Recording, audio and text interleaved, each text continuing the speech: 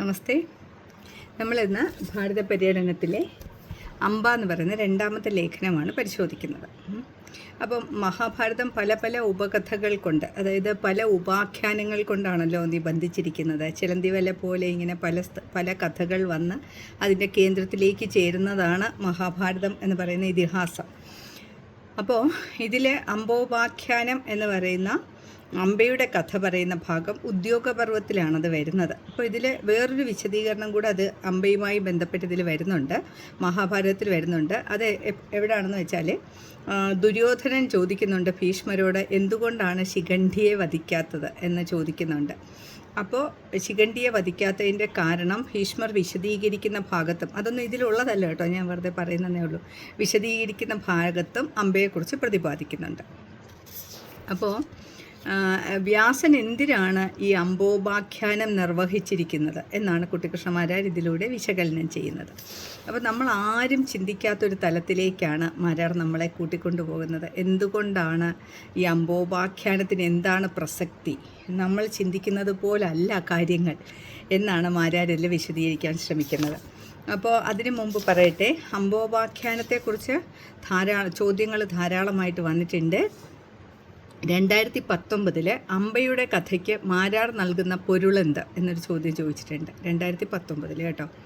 പിന്നെ 2010 അംബയോടുള്ള പരശുരാമൻ്റെ പ്രവൃത്തിക്ക് മാരാർ നൽകുന്ന വ്യാഖ്യാനമെന്ത് എന്ന് ചോദിച്ചിട്ടുണ്ട്. അംബയോടുള്ള പരശുരാമൻ്റെ പ്രവൃത്തിക്ക് മാരാർ നൽകുന്ന വ്യാഖ്യാനമെന്ത്, 2010 ചോദ്യം.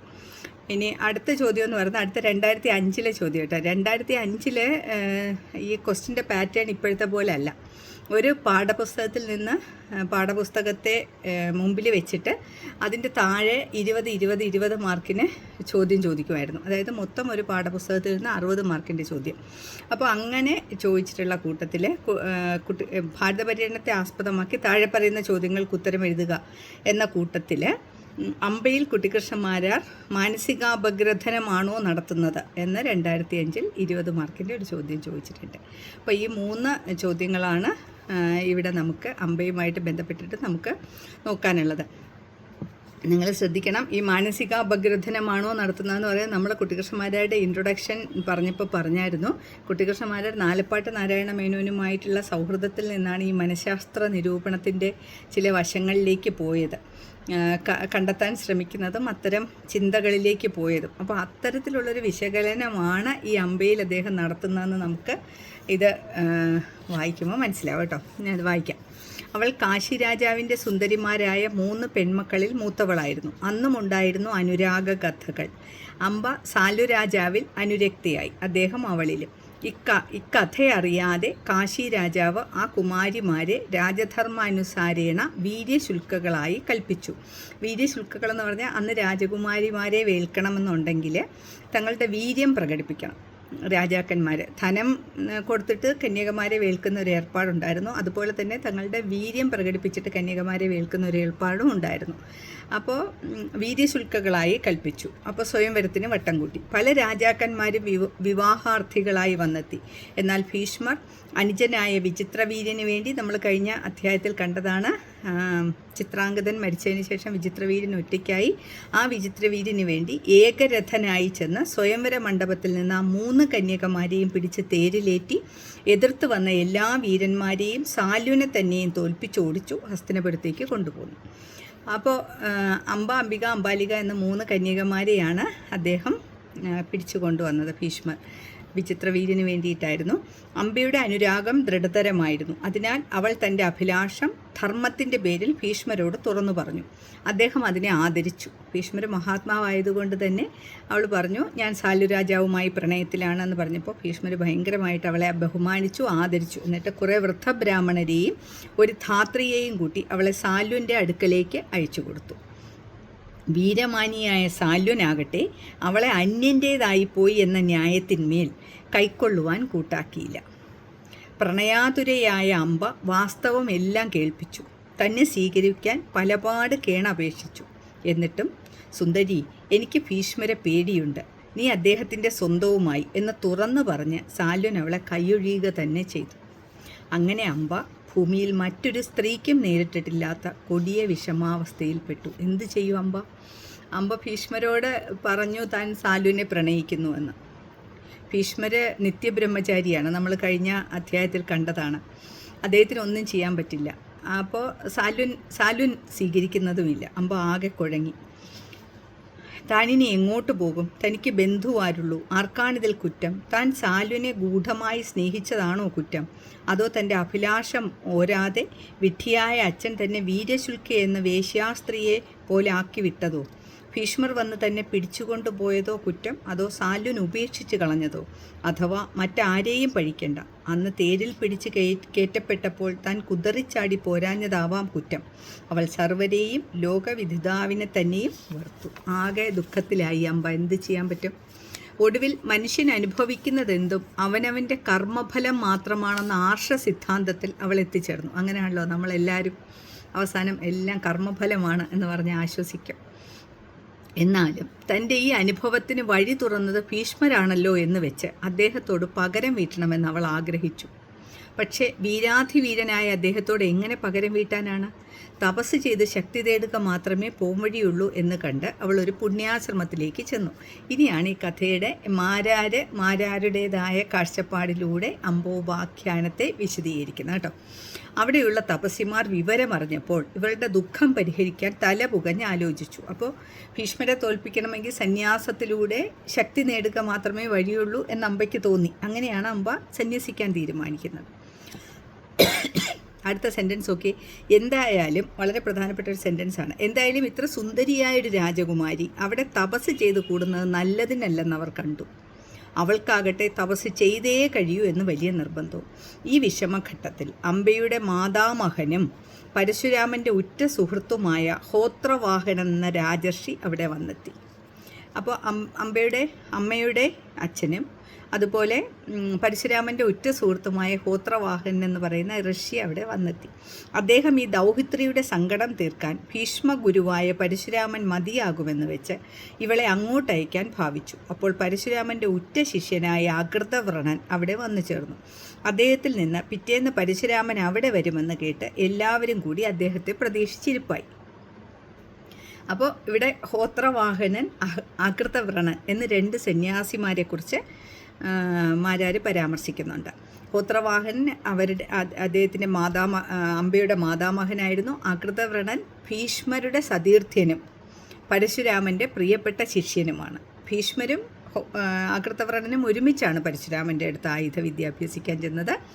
പിന്നെ പരശുരാമൻ്റെ പ്രിയപ്പെട്ട ശിഷ്യനാണ് അകൃതവ്രണൻ. ഭീഷ്മരും അകൃതവ്രണനും സതീർത്ഥ്യരുമായിരുന്നു.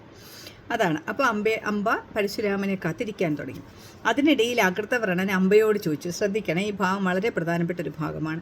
2 വഴിക്കാണല്ലോ നിനക്ക് ദുഃഖം നേരിട്ടത്, അതിലേതിനാണ് പ്രതിവിധി വേണ്ടത്? സാലുവിനെ കൊണ്ട് നിന്നെ സ്വീകരിപ്പിക്കണമോ അതോ ഭീഷ്മരെ തോൽപ്പിച്ച് കാണിക്കണമോ? രണ്ടായാലും എൻ്റെ ഗുരു ചെയ്തു തരും. അകൃതവ്രണൻ അങ്ങ് ഏൽക്കുകയാണ്. രണ്ടായാലും എൻ്റെ ഗുരു ചെയ്തു തരും, നിനക്ക് എന്താണ് വേണ്ടുന്നത്?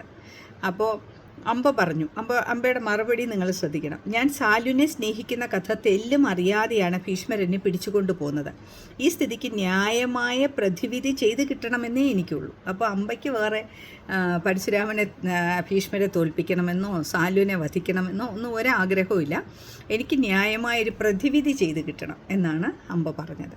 അമ്പ പറഞ്ഞു, ഞാൻ പ്രതിവിധി ചെയ്ത് കിട്ടണമെന്നേ എനിക്കുള്ളൂ. കൊള്ളാം. അകൃതവ്രണൻ പറഞ്ഞു, നീ ധർമ്മമാണ് പറഞ്ഞത്, എന്നാൽ ഇതിൽ സാല്വനല്ല. കണ്ടോ, അകൃതവ്രണൻ അമ്പയുടെ മനസ്സ് മാറ്റുകയാണ്. ഇതിൽ സാല്വനല്ല, ഭീഷ്മരാണ് അപരാധി എന്നെനിക്ക് തോന്നുന്നു. ഭീഷ്മർ, ഈ സെൻറ്റൻസ് വളരെ ശ്രദ്ധിക്കണം, ആണത്തത്തിൽ ഊറ്റം കൊള്ളുന്നവനും ജയിച്ച് ഞെളിയുന്നവനുമാണ്. അതുകൊണ്ട് അദ്ദേഹത്തോടാണ് നീ പകരം വീട്ടേണ്ടത്. പാവ അമ്പയ്ക്ക് അങ്ങനെ ഒന്നും ഉണ്ടായിരുന്നില്ല. അകൃതവ്രണൻ പറയുകയാണ്, മഹാസന്യാസിയായ മഹാഋഷിയായ അകൃതവ്രണൻ, പരശുരാമൻ്റെ ശിഷ്യനായ അകൃതവ്രണൻ അമ്പയോട് പറഞ്ഞു കൊടുക്കുകയാണ്, ഇതിൽ സാൽവനല്ല, ഭീഷ്മരാണ് അപരാധി എന്നെനിക്ക് തോന്നുന്നു. ഭീഷ്മർ ആണത്തത്തിൽ ഊറ്റം കൊള്ളുന്നവനും ജയിച്ച് ഞെളിയുന്നവനുമാണ്. അതുകൊണ്ട് അദ്ദേഹത്തോടാണ് നീ പകരം വീട്ടേണ്ടത്.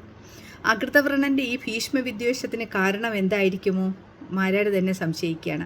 ഒരു വേള സതീർത്ഥ്യൻ്റെ മേന്മയിലുള്ള അസൂയായിരിക്കും. ഒരുപക്ഷെ ഭീഷ്മർ ഇത്രയും മിടുക്കനായി വലിയ വിശ്വൈക വീരനായി ജീവിക്കുന്നതിലുള്ള അസൂയായിരിക്കാം, അല്ലെങ്കിൽ മറ്റൊന്നായിരിക്കാം. അതെന്താണെന്ന് വെച്ചാൽ, ഋഷിമാരും ക്ഷത്രിയരും തമ്മിലുള്ളൊരു ശത്രുതയുണ്ടല്ലോ.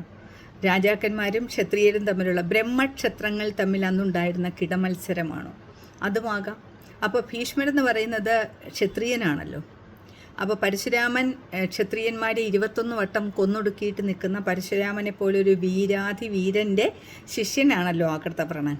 അപ്പോൾ ബ്രാഹ്മണനായ ആകൃതവ്രണൻ ഒരുപക്ഷെ ക്ഷത്രിയനായ ഭീഷ്മരോടുള്ള വിരോധവുമായിരിക്കാം എന്നാണ് മാരാരവിടെ പറയുന്നത്. ഏതായാലും ഇത് കേട്ടപ്പോൾ തൻ്റെ യത്നം കൊണ്ട് ഭീഷ്മരുടെ കഥ കഴിഞ്ഞാൽ സാലുൻ ഏത് നിലയ്ക്കും തന്നെ സ്വീകരിച്ചേക്കുമെന്ന് അമ്പ ആശ്വസിച്ചു. സാധാരണ എല്ലാവരെയും പോലെ അമ്പ വിചാരിച്ചു എന്നെ സ്വീകരിക്കുമായിരിക്കും എന്ന്. പിറ്റേന്ന് പരശുരാമൻ എഴുന്നള്ളി വന്നു. സൽക്കാരങ്ങൾക്കും കുശല പ്രശ്നാദികൾക്കും ശേഷം ഹോത്രവാഹന സുഹൃത്തിന് ദൗഹിത്രിയെ പരിചയപ്പെടുത്തി കൊടുത്തു. അവൾ ആ ഭാർഗവർഷിയെ വീണു വണങ്ങി തേങ്ങിക്കരഞ്ഞുകൊണ്ട് ശരണം അഭ്യർത്ഥിച്ചു.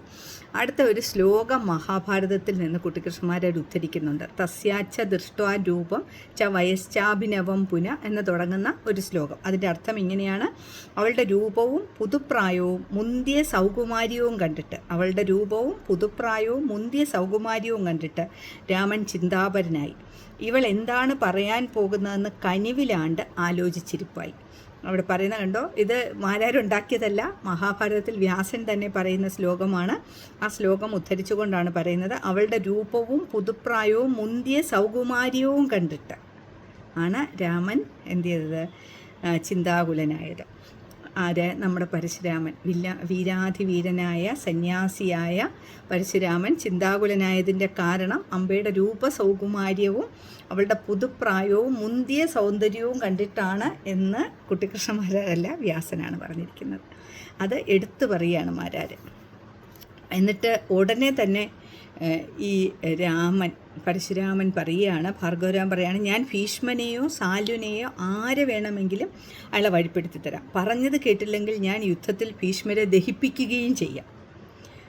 അവിടെയാണ് വീണ്ടും പ്രശ്നം വരുന്നത് കേട്ടോ, ശ്രദ്ധിക്കണം. അമ്പ പറഞ്ഞു, ഏതാണ് ഉചിതമെന്ന് അവിടുന്ന് നിശ്ചയിച്ചാൽ മതി. എന്നാൽ എൻ്റെ ദുഃഖത്തിന് കാരണം ഭീഷ്മരാകയാൽ അദ്ദേഹത്തെ കൊല്ലണമെന്നാണ് എൻ്റെ ആഗ്രഹം. അങ്ങനെ ഒന്നും ഒരാഗ്രഹവും അമ്പയ്ക്ക് ഉണ്ടായിരുന്നില്ല. ആകൃതവ്രണൻ പറഞ്ഞാണ് അമ്പയ്ക്ക് ആഗ്രഹം ഉണ്ടാക്കി കൊടുത്തത്. അടുത്ത സെൻറ്റൻസ് നോക്കൂ. അദ്ദേഹം ലോഭവും ഊറ്റമുള്ളവനും ജയിച്ച് ഞെളിയുന്നവനുമാണ്. നേരത്തെ ആകൃതവ്രണൻ പറഞ്ഞ അതേ സെൻറ്റൻസ് അമ്പ പരശുരാമനോട് പറയുകയാണ്. അതുകൊണ്ട് അങ്ങ് അദ്ദേഹത്തോടാണ് പകരം വീട്ടേണ്ടത്. ആകൃതവ്രണൻ പറഞ്ഞു കൊടുത്ത അതേ വാക്കുകൾ.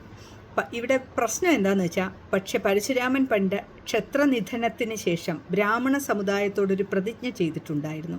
ഇനിമേൽ താൻ ആയുധമെടുക്കുകയില്ല. വല്ല ബ്രാഹ്മണനും വേണ്ടി വന്നാലല്ലാതെ എന്ന് അത് ഓർക്കാതെ ഇപ്പോൾ ഭീഷ്മരെ കൊന്നു തരാമെന്ന ഈ ക്ഷത്രിയയ്ക്ക് വാക്കും കൊടുത്തു കളഞ്ഞു. കണ്ടു, നല്ല കാര്യമുണ്ട്. നേരത്തെ നമ്മളൊരു പ്രതിജ്ഞ കണ്ടതാണ് ആദ്യത്തെ അധ്യായത്തിൽ. ഇവിടെ നോക്കൂ, ഭാർഗവരാമൻ താൻ എന്താണ് ചെയ്യുന്നതെന്ന് പോലും ചിന്തിക്കാതെ നേരത്തെ തന്നെ അദ്ദേഹം ഒരു പ്രതിജ്ഞ എടുത്തിട്ടുണ്ട്. താൻ ഒരിക്കലും ഇനി ആയുധം എടുക്കുകയില്ല എന്ന് ബ്രാഹ്മണർക്കൊരു വാക്ക് കൊടുത്തിട്ടുണ്ട്. ആ പ്രതിജ്ഞ പോലും ഓർക്കാതെയാണ് ചാടിക്കേറി ഈ ക്ഷത്രിയ സ്ത്രീക്ക് താൻ ഭീഷ്മരെ കൊന്നുതരാം, അല്ലെങ്കിൽ സാലുവിനെ കൊന്നുതരാം, ആയുധമെടുക്കാം എന്നൊക്കെ പ്രതിജ്ഞ കൊടുക്കുന്നത്.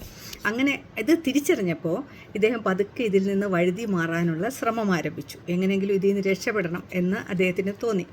അപ്പോൾ അദ്ദേഹത്തിനെ വിട്ടില്ല. ആകൃതവ്രണൻ നിർബന്ധിച്ച് പഴയ പ്രതിജ്ഞ ലംഘിപ്പാൻ ഒരു വഴി നിർദ്ദേശിച്ചു കൊടുത്തു. അന്ന് ആ പ്രതിജ്ഞയുടെ കൂട്ടത്തിൽ ശരണാഗതരെ കൈയൊഴിയാൻ നിവർത്തിയില്ലെന്നും മറ്റുമായി വേറെ ചിലതുകൂടി പറഞ്ഞിട്ടുണ്ടല്ലോ. അപ്പോൾ ശരണാർത്ഥിയായി വന്നിരിക്കുന്ന ഇവളെ എങ്ങനെ കൈയൊഴിയേണ്ട കാര്യമില്ലല്ലോ എന്നൊക്കെ ആകൃതവ്രണൻ ഉപദേശിച്ചു കൊടുത്തു. അങ്ങനെ ഭീഷ്മരെ കൊണ്ട് അമ്പയെ പുനഃസ്വീകരിപ്പിക്കാമെന്നും അത് ഫലിച്ചില്ലെങ്കിൽ ആയുധമെടുക്കാമെന്നും നിശ്ചയിച്ചു. പരശുരാമൻ അവളെയും കൂട്ടി അങ്ങോട്ട് പുറപ്പെട്ടു. ഭീഷ്മരുടെ ദർപ്പമോ ആയുസോ അവസാനിക്കുന്നത് കാണാമെന്ന ഉത്സാഹത്തിൽ മറ്റ് താപസന്മാരും കൂടെ പുറപ്പെട്ടു. ഭീഷ്മരുടെ അഹങ്കാരമോ അല്ലെങ്കിൽ ആയുസോ തീരുമല്ലോ എന്ന് പറഞ്ഞ് കൂടെ പരശുരാമനാണല്ലോ യുദ്ധം ചെയ്യാൻ പോകുന്നത്, ഭീഷ്മരെ ഇപ്പോൾ തോൽപ്പിക്കും എന്ന് പറഞ്ഞിട്ട് അങ്ങോട്ട് പോയി. പ്രതീക്ഷിച്ച പോലെ ഭീഷ്മർ പരശുരാമൻ്റെ സാമത്തിന് വഴങ്ങിയില്ല. യുദ്ധമെങ്കിൽ യുദ്ധം എന്ന് തന്നെ അദ്ദേഹം പറഞ്ഞു. അപ്പോൾ 24 ദിവസത്തെ ഘോരമായ യുദ്ധം നടന്നതിൽ ഭീഷ്മർ തന്നെ ജയിച്ചു. ഒടുക്കം രാമൻ അമ്പയുടെ മുന്നിൽ കൈമലർത്തി. ഞാൻ ആവുന്നതൊക്കെ ചെയ്തത് നീ കണ്ടുവല്ലോ. എനിക്കിത്രയേ കഴിവുള്ളൂ ഭദ്രേ. നിനക്കിഷ്ടം പോലെയാകാം. ഞാൻ നിനക്ക് മറ്റെന്താണ് ചെയ്തു തരേണ്ടത്? ഭീഷ്മനെ ആശ്രയിക്കുകയല്ലാതെ നിനക്ക് വേറെ ഗതിയില്ല എന്ന് കൈയൊഴിഞ്ഞു. പരശുരാമൻ അമ്പയെ കൈയൊഴിഞ്ഞു. പാവം അമ്പ എന്ത് ചെയ്യും നോക്കൂ. ഏതായാലും അവിടെ എന്തൊക്കെ സംഭവിച്ചു നോക്കൂ. തൻ്റെ പ്രതിജ്ഞയെ അദ്ദേഹം ലംഘിച്ചു. പിന്നെ അമ്പയ്ക്ക് കൊടുത്ത വാഗ്ദാനം പാലിക്കാൻ പറ്റാതായി. അങ്ങനെ ആകെ പ്രശ്നമായി, നാണവും കെട്ടു. എന്തായാലും ഭീഷ്മരെ ആശ്രയിക്കാതെ ഒരുക്കമല്ലാത്ത അമ്പ പിന്നെ ഭീഷ്മരെ തനിക്ക് തന്നെ കൊല്ലണമെന്ന വാശിയോടുകൂടി പല ദിക്കിലും അലഞ്ഞു. പല പുണ്യാശ്രമങ്ങളിലും വെച്ച് പലകാലം